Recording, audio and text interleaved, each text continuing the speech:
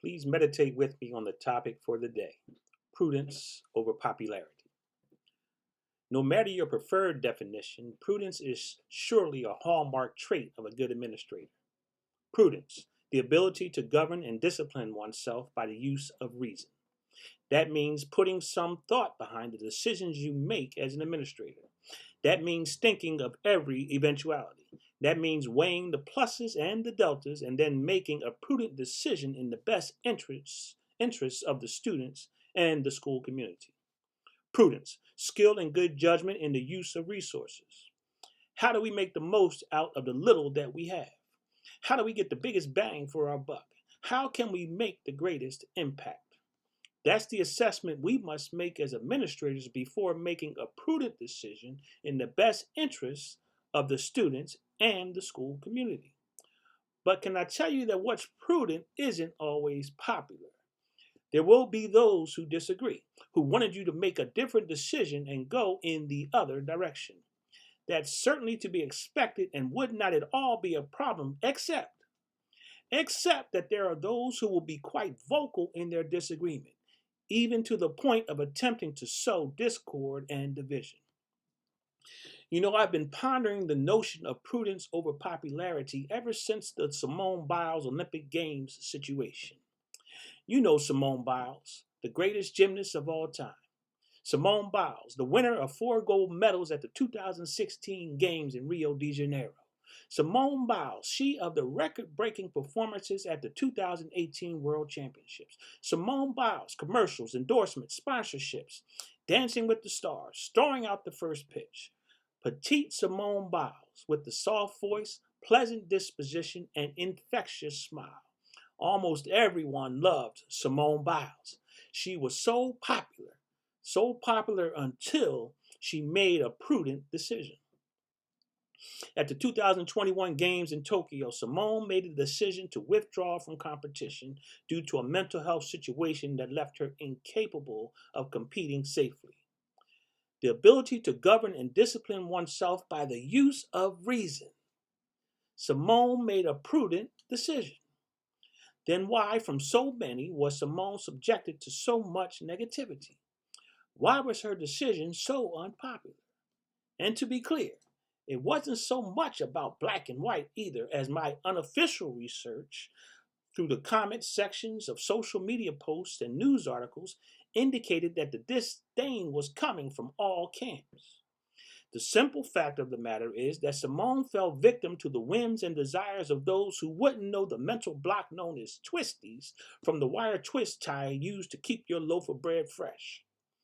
To those people, the same young lady who overcame so many obstacles in life and competed against all odds to become the champion of champions, all of a sudden, Simone Biles was nothing more than a coward and a quitter. Why?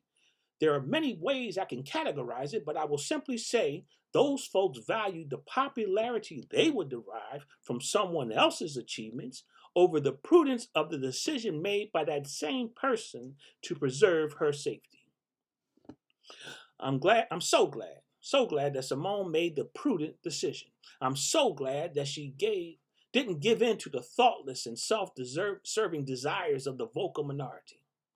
Simone unapologetically and unwaveringly refused to be deterred by the hateful comments and questions against her constitution and character. It was that same type of steadfastness that Paul was espousing and the lack thereof that he was lamenting in his letter to the Galatians. I want to bring your attention to the first chapter of Galatians, beginning at the 6th verse. I am astonished that you are so quickly deserting him who called you in the grace of Christ and are turning to a different gospel.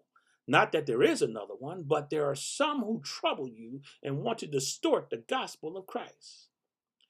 Skipping to verse 10. For am I now seeking the approval of man or of God? Or am I trying to please man? If I were still trying to please man, I would not be a servant of Christ.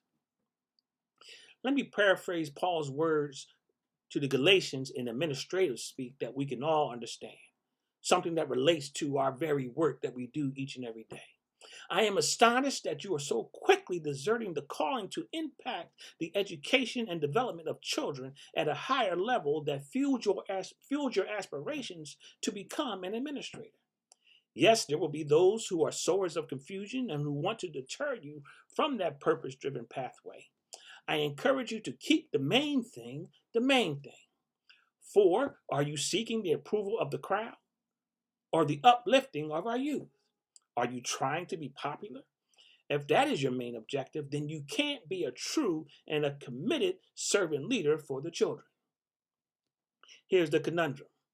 If we know why we are called, and if we had the most genuine of intentions, how is it that we come to be swayed? Well, can I say that there is nothing wrong with wanting to be liked?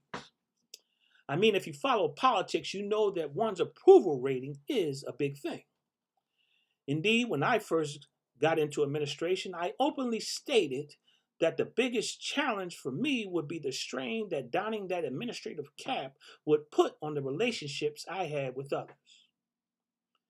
The Simone Biles situation, Paul's admonishment to the Galatians, Keith's paraphrase to his colleagues. What is the prevailing message? What message do I want to leave with my colleagues, particularly those just embarking on the pathway, just getting into the administrative walk, growing from my conflictions as a fledgling administrator?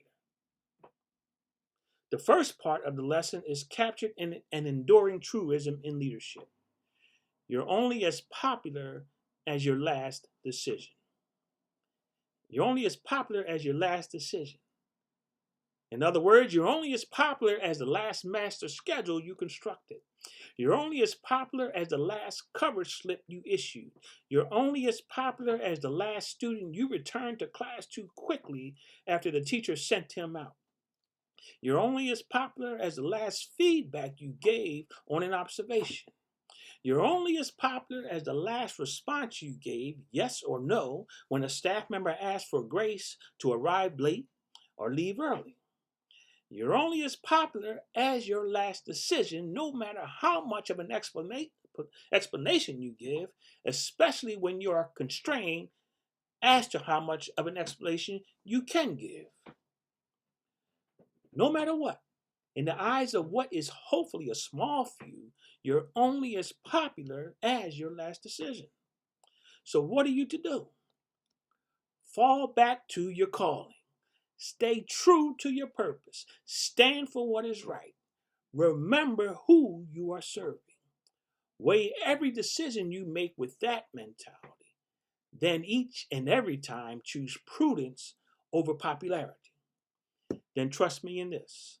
When your heart is right, when your motives are pure, when you demonstrate that you value and respect those around you, the popularity will come organically. Yeah, there may be some grumbling in the faculty lounge. Sure, you'll have to deal with mundane issue after issue at the building committee meeting. Don't be discouraged. Don't be swayed. Building a relationship of trust takes time.